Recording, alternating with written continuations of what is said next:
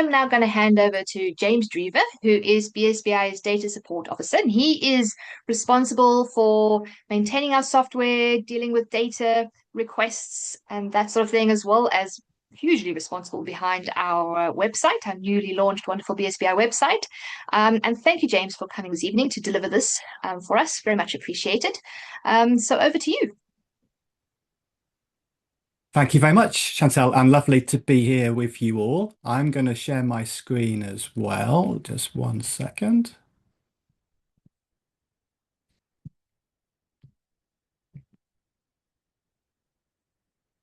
Hopefully, you can see this webpage, which is also within the 100 Plants website. And I just want to emphasize that everything I'm going to talk about this evening is within this page.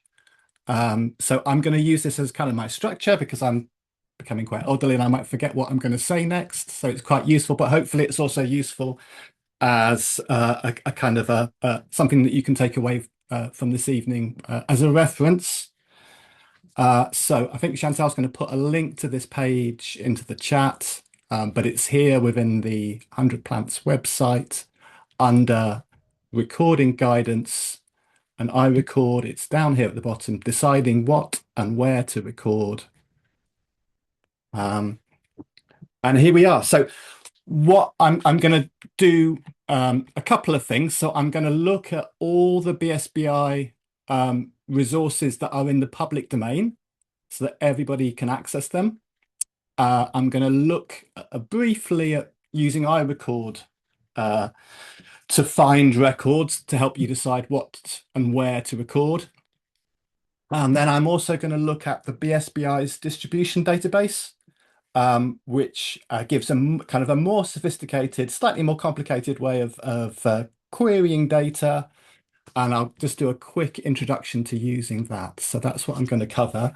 But where I'm going to start is just highlight some resources that are on the BSBI's website. So some of these resources are relatively new. Some of them just kind of come into being within the last kind of week or so. So I'll just take you through them.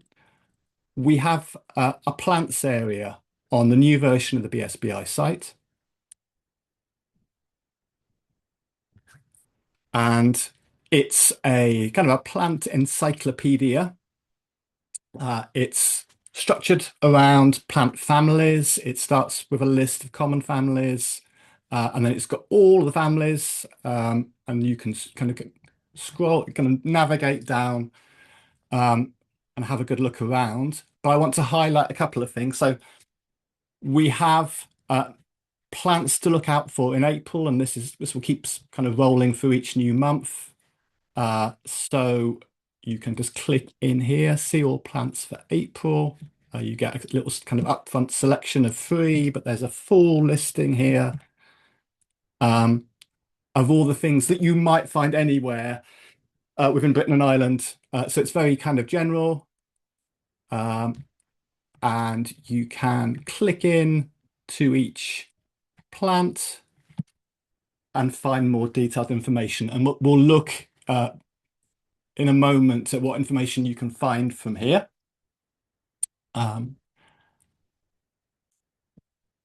So coming back to our starting point.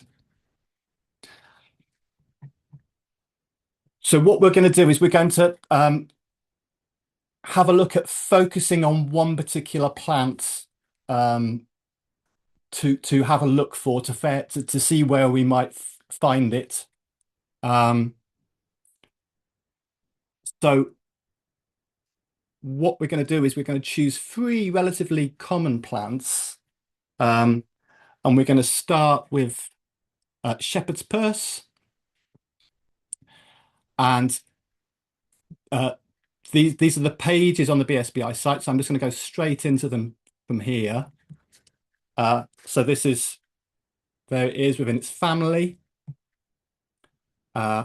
And I just want to highlight a few of the resources here. So there's a set of images. Some of them particularly useful kind of in terms of diagnostic character. Um, and there is a live distribution map. This is based on kind of very up-to-date information. So this is refreshed each night. So this is where you will find these records. We've got information on the plant status and its conservation status.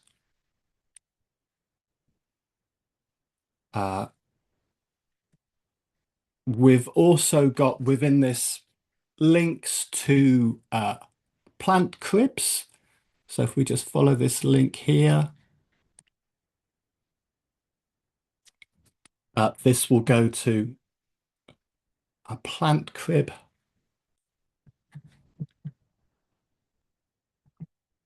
And coming back.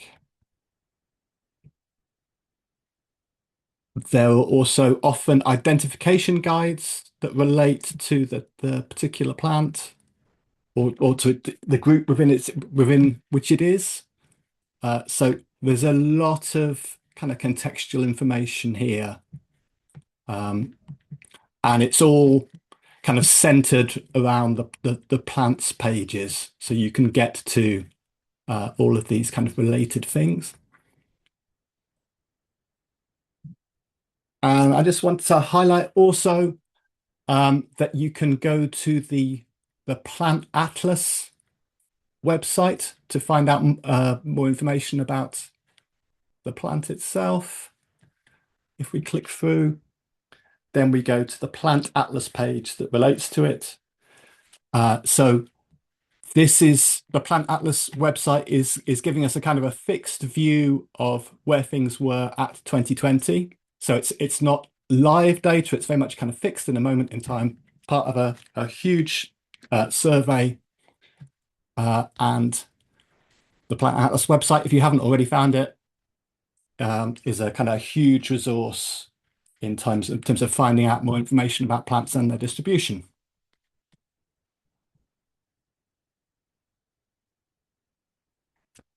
So if we go back down to the distribution map, now this gives us a kind of a static map.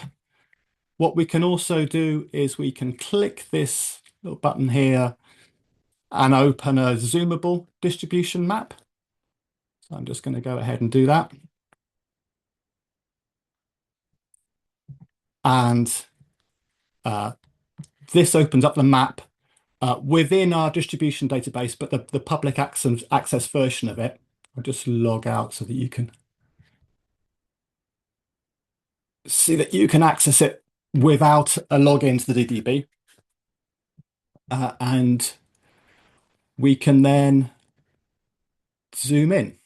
So I'm going to kind of focus a lot of my examples around my local area. So I'm just kind of zooming in here towards Shrewsbury, which is where I'm based in Shropshire. And I can see pretty broad coverage. I can see a few little gaps where it hasn't been recorded yet, but I can kind of immediately get a sense of where I might find this plant.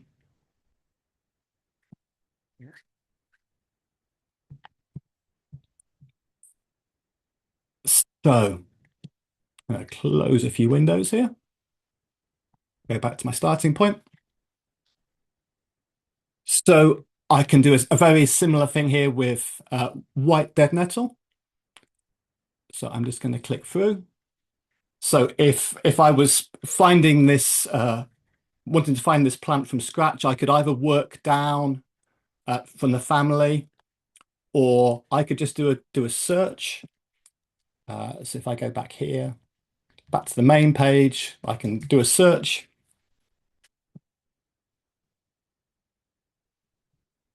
And then I can link through in that way. So again, we have some contextual information, some images, our distribution map, and you can see a different kind of distribution here.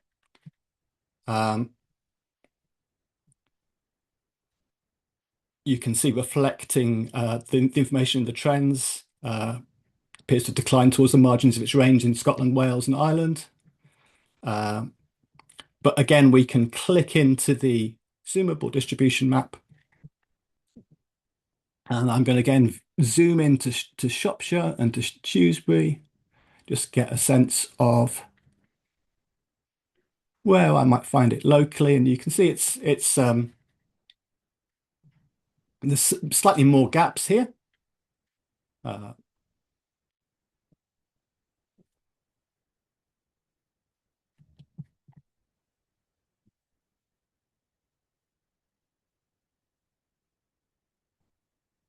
and then we'll look at Red Dead Myrtle.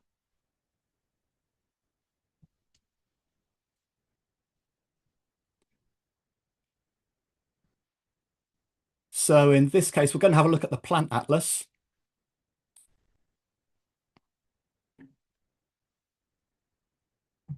And again, that gives us this coverage. So I can kind of look visually in terms of the area around me, but I can see a kind of a broad coverage across Britain and Ireland.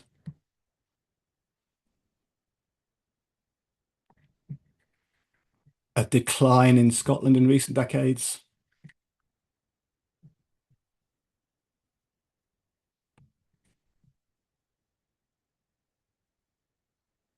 And if I look on the live data, again, we can see it reflecting that picture in terms of some spots in Scotland and in Ireland. And zooming into Shropshire, again, fairly good coverage across the local area around me.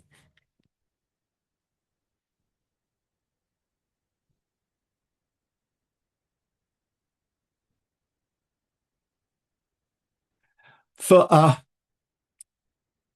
trickier to find plant, we're going to look at the bee orchid, which will be flowering soon, found in parks and gardens.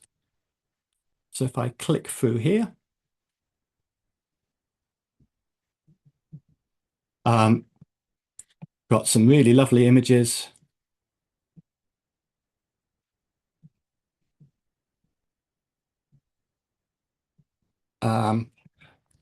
But we can see immediately from the distribution map, less coverage. Again, the trends gives us this sense of what's been happening to the plant. And we can zoom into the distribution map.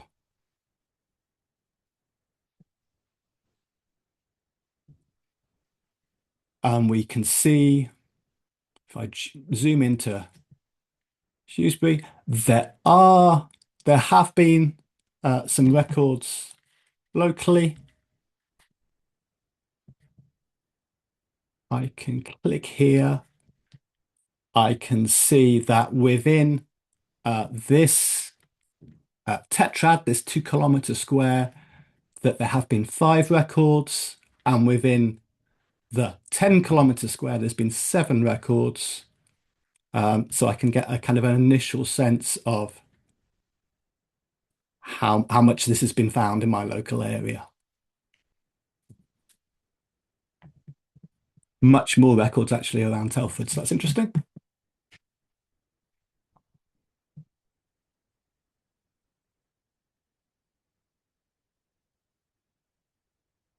So just to emphasize, you can look at these distribution maps for any of the plants. You would just go either to the main plants page, where you can then search for the plants, or what you can also do is you can go straight to the distribution maps using this link, which opens our distribution database. So if you go via this route, then you can search for your taxa in this kind of format. So if I just look for common ivy, I can then kind of create this distribution map. You can see there's a little key here which is explaining how recent the records are. So in some cases we've only got fairly historical records. And one other thing that you can do, so we can look at the number of records. And that then shows, so the darker areas are the areas where there have been kind of higher densities of records. So again, this is quite useful. If I'm scrolling into Shrewsbury, I can use that to work out where common ivy has been recorded.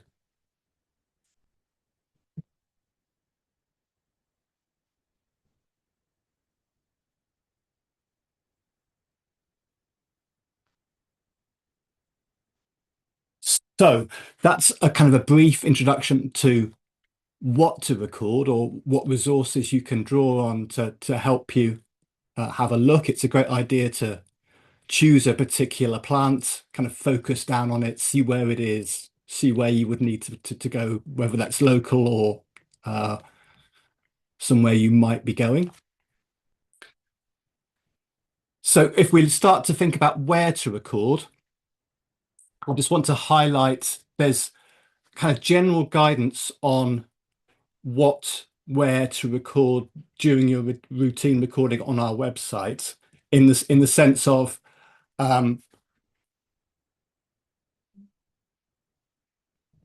what types of plants are suitable for recording. So there's kind of helpful guidance here in terms of whether to record within parks and gardens and public open spaces, in car parks, caravans, and sites. The summary information is, of course, to record all vascular plants and encountered in wild locations. But that's all kind of defined there. So that kind of guidance is available. But if we're looking at, in particular, where to record, so if I go back to our plants homepage, so there's a new little facility here which allows you to enter a postcode to see a list of plants that have been recorded locally. So if I just enter my local postcode and click, then this will give you a list of all the plants that have been recorded recently in this local area. It shows the plants recorded in the nearest tetrad, the tetrad that the postcode is within. So that's the 2 kilometer square within which my postcode sits. It differentiates plants that are currently flowering. So you'll see we've got a number of plants that are flowering. So in this case, April to August. It's ordered by the plants with the most records. So you can immediately find what has been most popularly recorded. It gives you the last recorded date as well.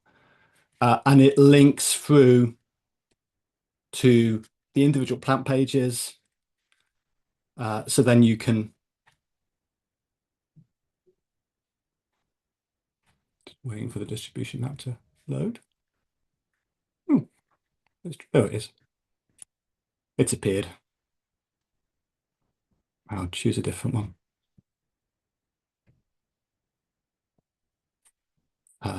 Let's choose cow parsley.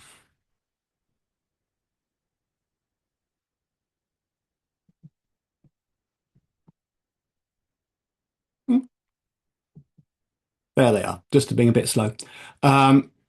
So you get all of the contextual information that we've been looking at already and that are on these plant pages. And we can then also go back to the distribution map. And again, we can look at our local area to see what the coverage is like.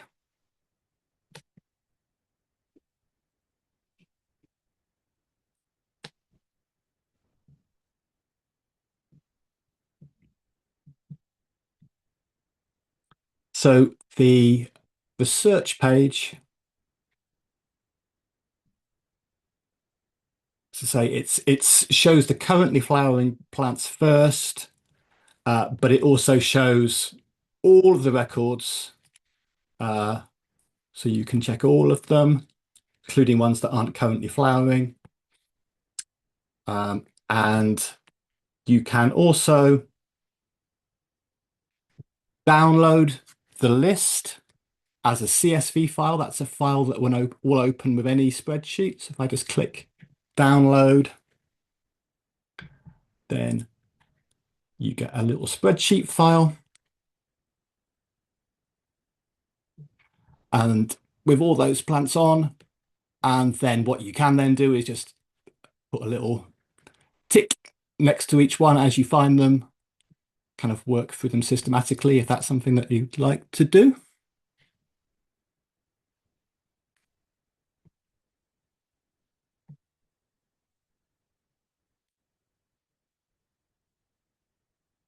And another thing that you can do is you can click through to view this list in our distribution database. Again, if we click through,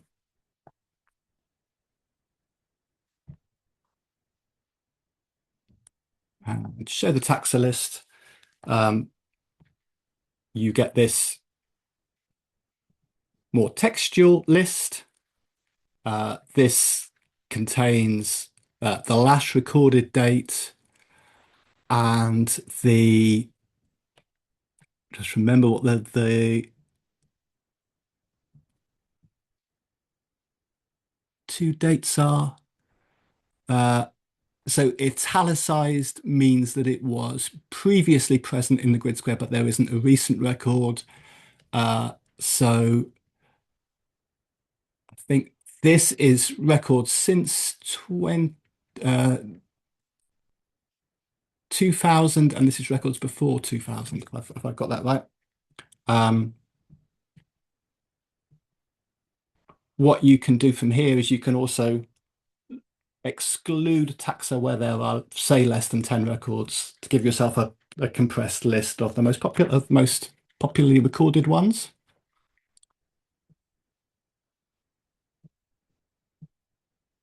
So we're using the distribution database as a kind of a public user as opposed to somebody with a login. So all of the information here is the precision is limited to 2 kilometers square, and also certain vulnerable taxa will be excluded from this list. But you get this kind of 2 kilometer level resolution for anybody accessing the DDB in a public capacity.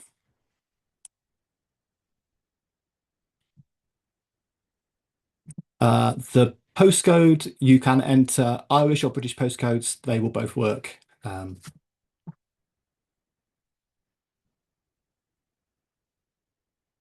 So that's that. I also want to highlight another tool, which is a grid reference lookup tool. So this, if we click here,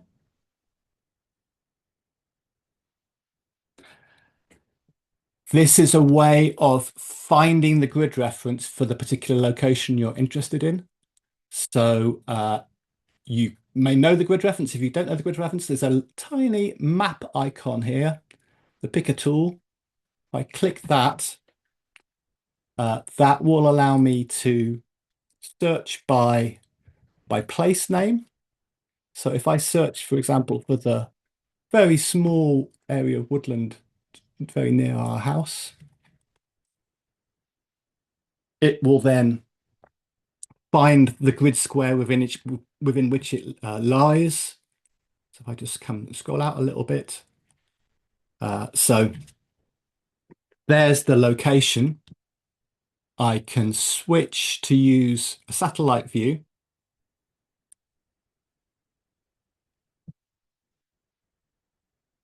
If we just scroll in, so this is the particular area of woodland, and I can choose the the size of grid square that I'm looking at here. So this is the monad. This is the 1 kilometer square that's selected at the moment. I can go up to tetrad, the 2 kilometer square.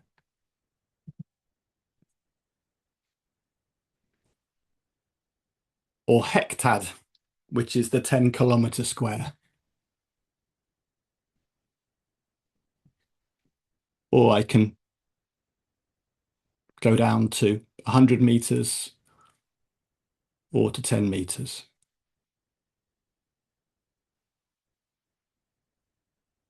So since I'm logged on in a public capacity, I'm going to choose the tetrad, which is the only one I'm going to be able to produce a taxa list for.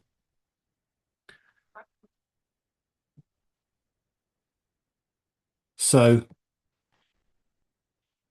here is my grid square.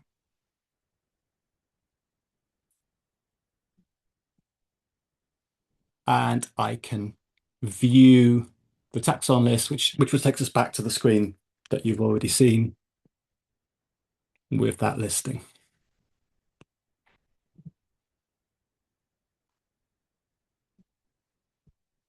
So if you want to know a bit more about using grid references, there's a couple of resources. There's information on our distribution maps page, which explains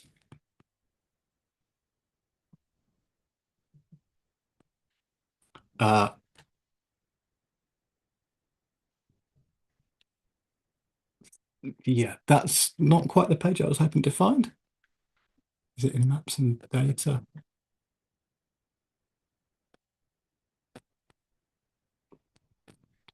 That's the page I wanted to find. So this gives a bit of information about distribution maps and grid-based mapping, and explains the various terminology used. But there's also a very recent, very wonderful webinar on mapping and grid references that many of you may have already seen, but there's a link to that as reference. So that's a quick introduction to the public resources from the BSBI site. I also want to just highlight using iRecord to find information to help you work out where and what to look for. So there's a couple of links here. One of them is to the 100 plants activity page.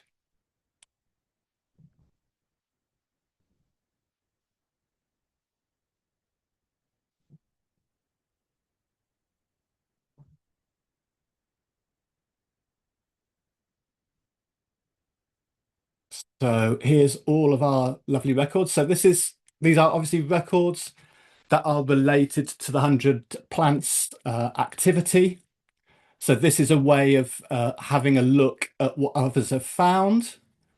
So I can simply just kind of scroll in on the map here. So I can have a look who's created the records locally, some of which are me. But I did notice that here, my colleague Kim Lake has come and recorded a bunch of records. So this is a good way of just finding out what's happening in your local area in terms of the 100 plants records. What you can also do is you can create a filter, and you can filter by what you want to see, what list of species or species group, or you can filter by a geographic area. So you can search for site names, although site names are free text. They're a little bit unreliable in terms of finding what you're looking for sometimes. But you can also use a map reference and use that to filter what you want to see. Or you can look at particular species. So if we look for all the Airdrie records, that's going to reduce what we're seeing, but we can still see some records. So this is a useful resource just to get a sense of what other people are finding as part of this project.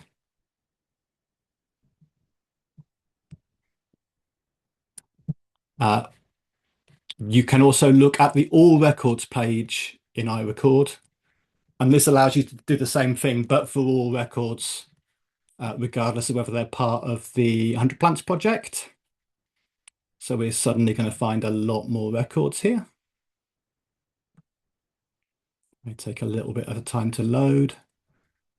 While it does, I'll just emphasize, so you do exactly the same thing in terms of creating a filter, looking at a geographic area or a particular species. So if we do the same thing,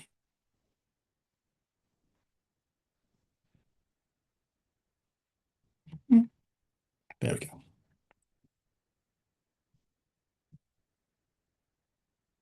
May take a little time to load. And it's done a straight there. There we are. It's fairly complete coverage because it's a just common plant.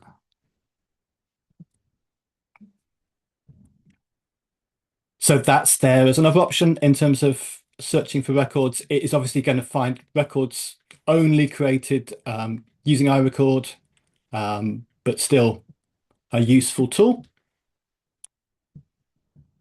And I won't go into detail about it this evening, but just to highlight, the NBN Atlas also allows searches by species and by area.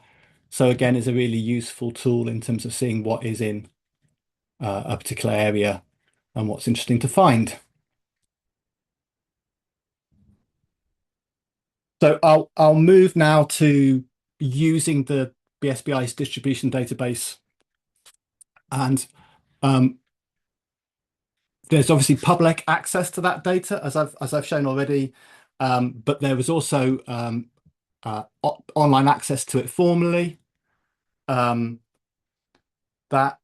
is restricted to Vice County recorders and their co-workers, BSBI staff, BSBI members. Many of you are members. So there's a lot more information about accessing our data on our documentation site, which explains what the DDB is, but also gives some ways of accessing data. So just to highlight a few of those. So some of this we've covered already in terms of using Plant Atlas and the public resources. So those are all linked to here.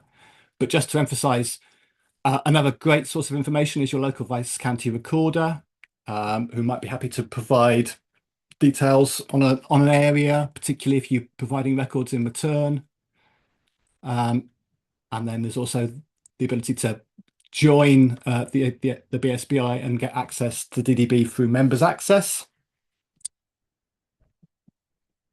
So I've also included a link that explains members access to the DDB.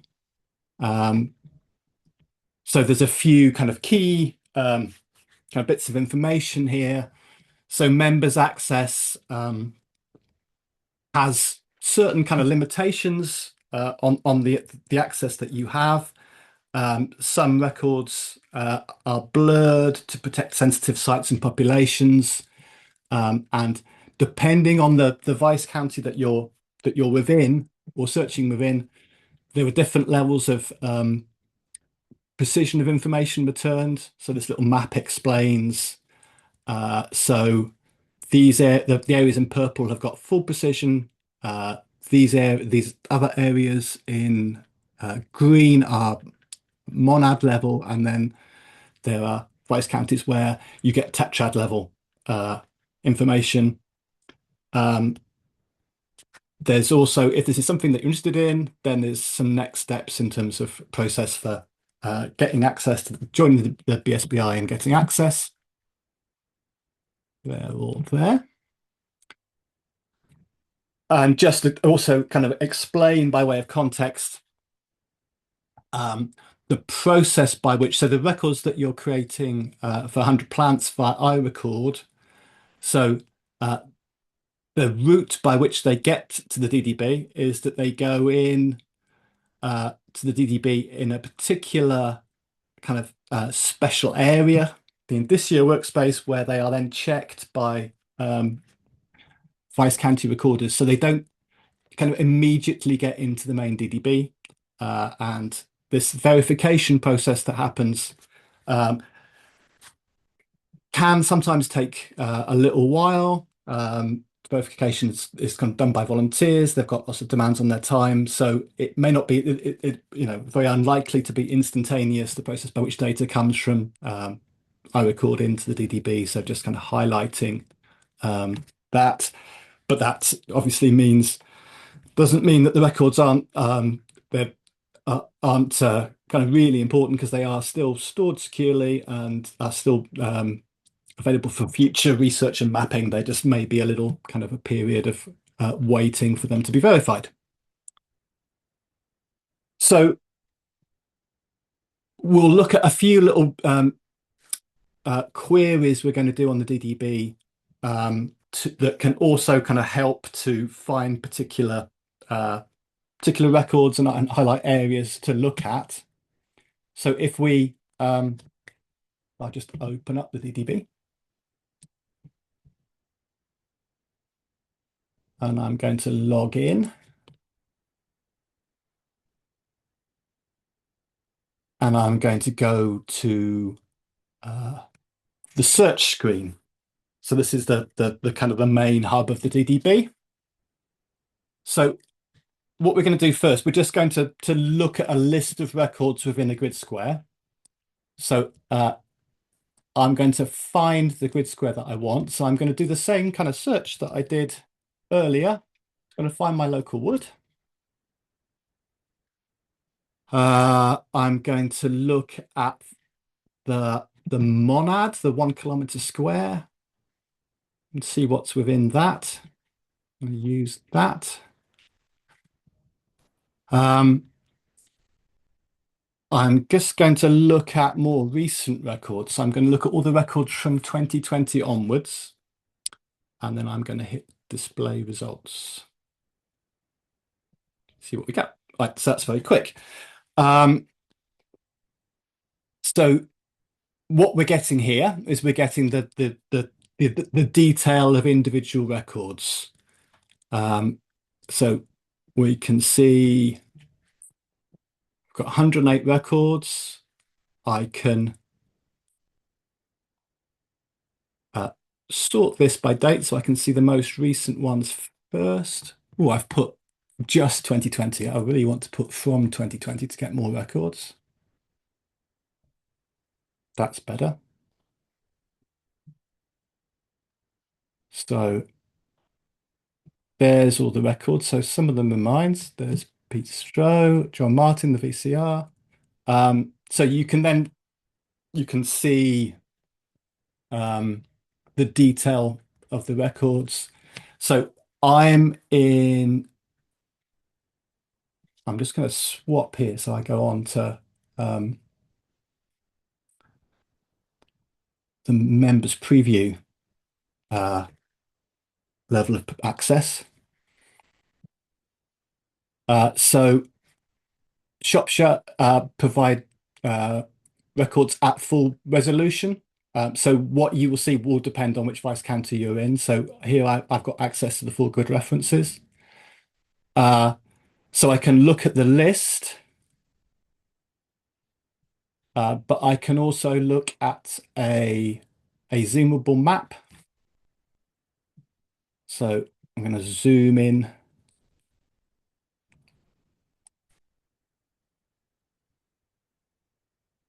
To my local grid square. And there I get an immediate sense of where records have been found. I can look for the number of records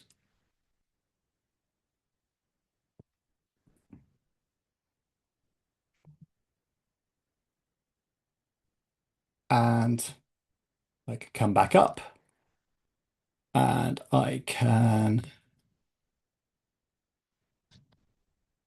change it so that we're going to the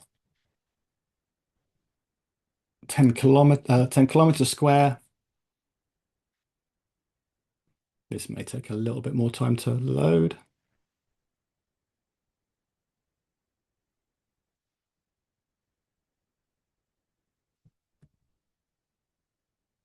Yeah, maybe that was a bit ambitious.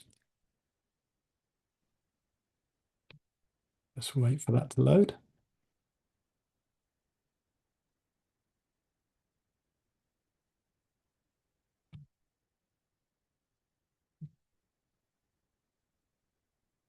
Okay, too ambitious.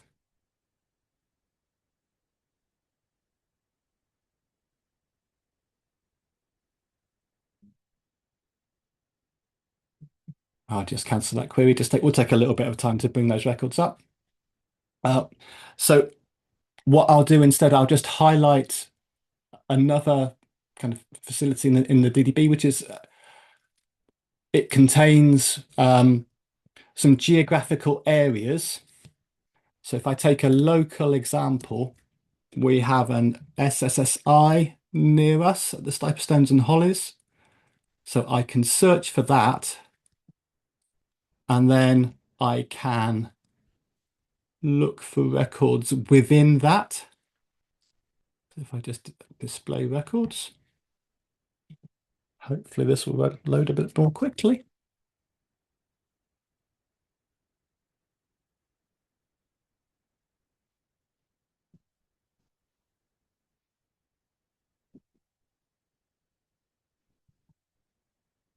Or maybe it won't. Let's just cancel that search and see if I can get it to. I'll just do this year.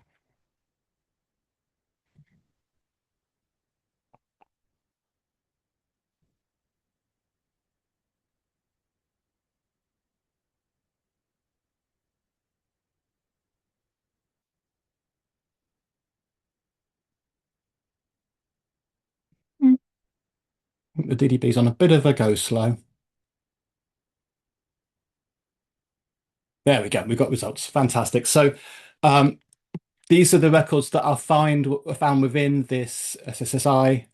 And they're all this year, but I can order them by date. Then what I could then do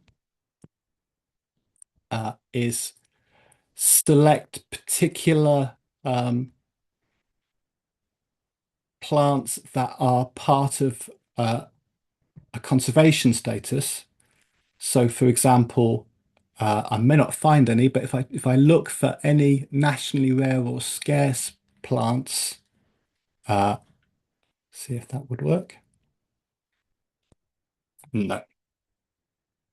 So let's see if we can find any axiophytes. Axiophytes are defined as worthy plants, and each county has a list of axiophytes. Yes, we've got some axiophytes. So this is a way of taking an area and narrowing down what we want to find. So we want to find particularly interesting plants. So again, we could see plants that are on the red list, and we get 10.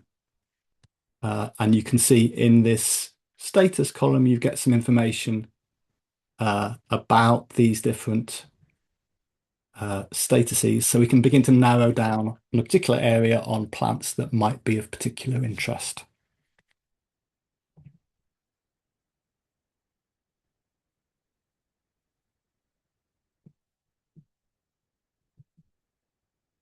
And what we can also do, just conscious of time, is we can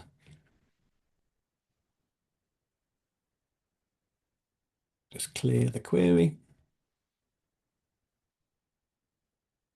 We can look at all the records in Shropshire,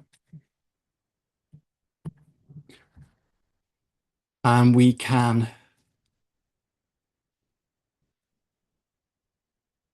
group them by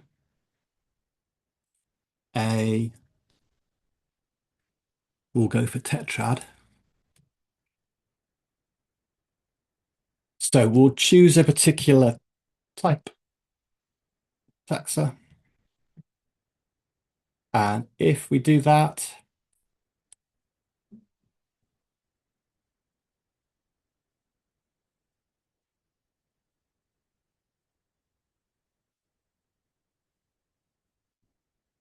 we can see which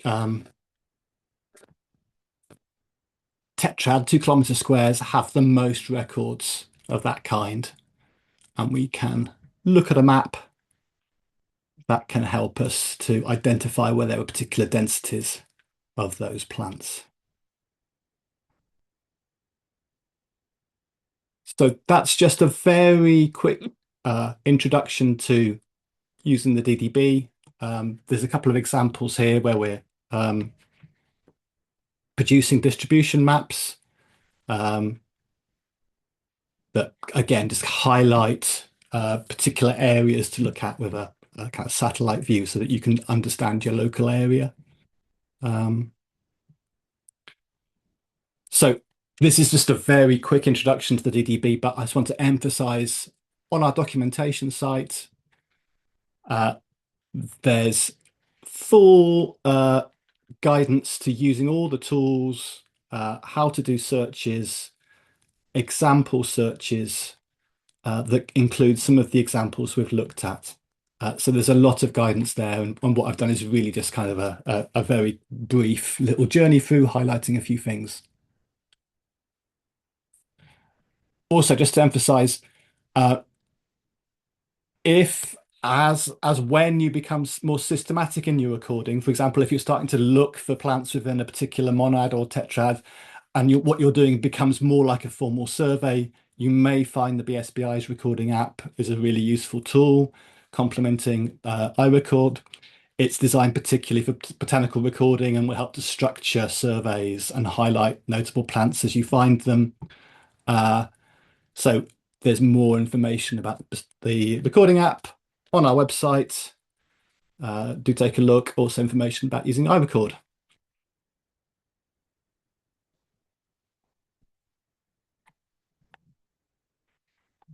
So very conscious of time, and I think, yeah, I'd better stop now. And yes, if there's any questions.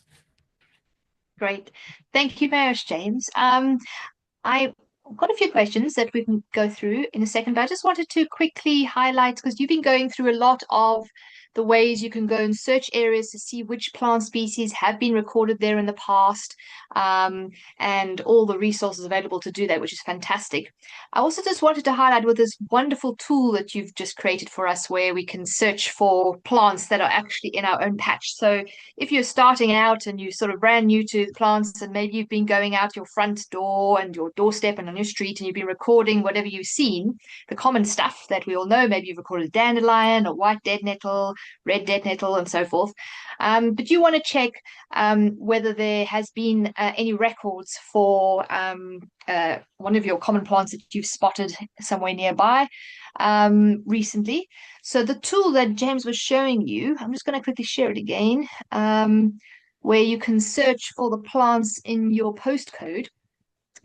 I just want to show you something very exciting that I found with this, because for me, I want to target my recording and see where there's any gaps and stuff like that. And I want to see, well, I know where all the red dead nettles are, but I don't want to record every dead nettle. When was the last time a red dead nettle was recorded in my tetrad? So I did my little search for my postcode. It gives me the list. So I can go down and have a look and obviously see if there was the last recorded date, 2025 for ground ivy. So yes, that's good. It's all been recorded. So I don't have to worry too much about that. If I scroll down, and I get to, so I go red dead nettle. And the last time it was recorded in my tetrad is 2010, which is a travesty because I know it's right outside my front door and I haven't been recording it. That's terrible. So it's a quick win for me. I can quickly record it on my iRecord app, and then that will update the records eventually once it ends up into the DDB. So that's one other way of also looking at this tool, using it to target your recording in your local patch or near you, wherever you may be. Okay, so I just wanted to quickly highlight that extra. So coming to the questions that have come through, we've got a question about, so I think you did answer this one from Jane about looking at the distribution map. How is it possible to differentiate between areas where few examples of the plant have been found, areas where there's just one or two records?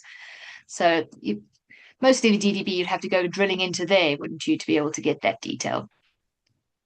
So yeah, you can choose to look at, rather than presence or absence when you're looking at the distribution maps, you can look at number of records, which that's the way to get that view of where there's particular density. So and you would do that on the distribution maps, but you can do that from public access as well as within the DDB.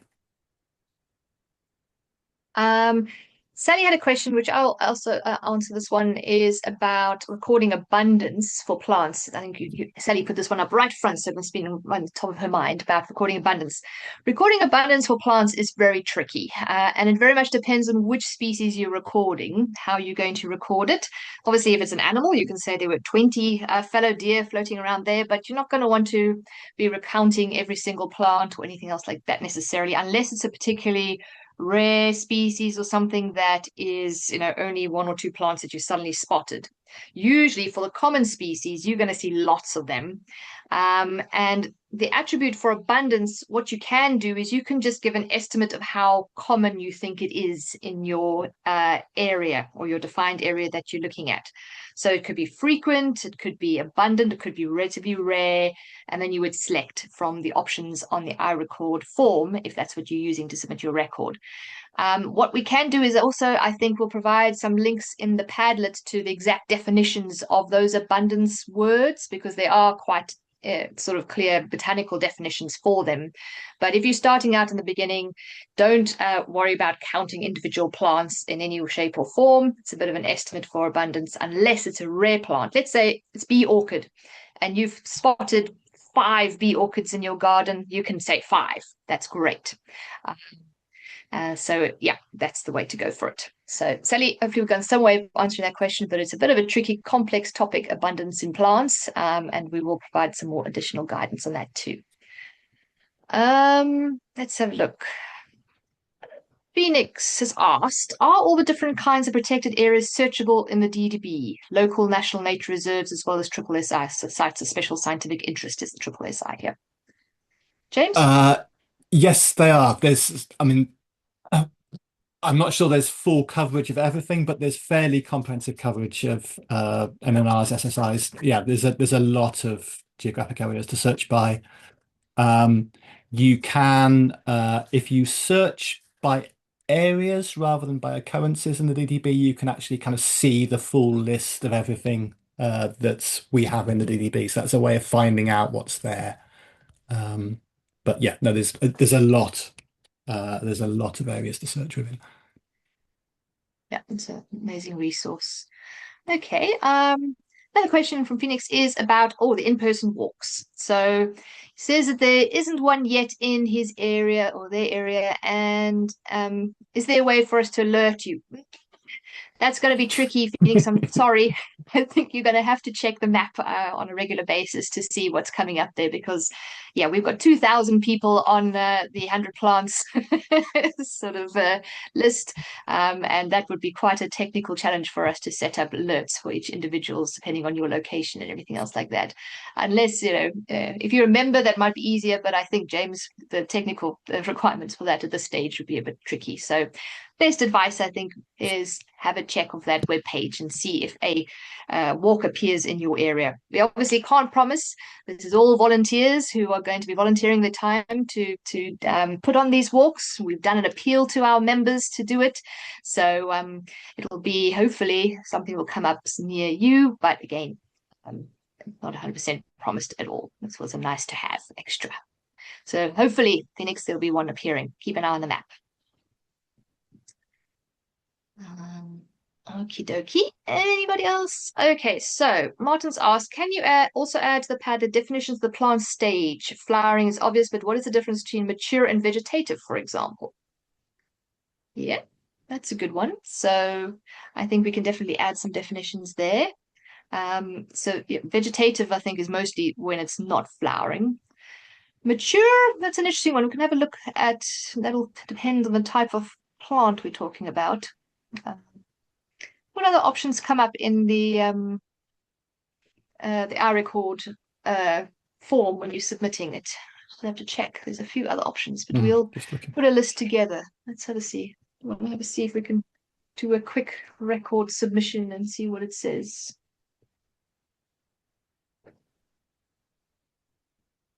Yeah, so we'll put a list for the abundance ones and the definitions, and then we'll put a list for those ones too. Good options. Thanks, Martin. That's great.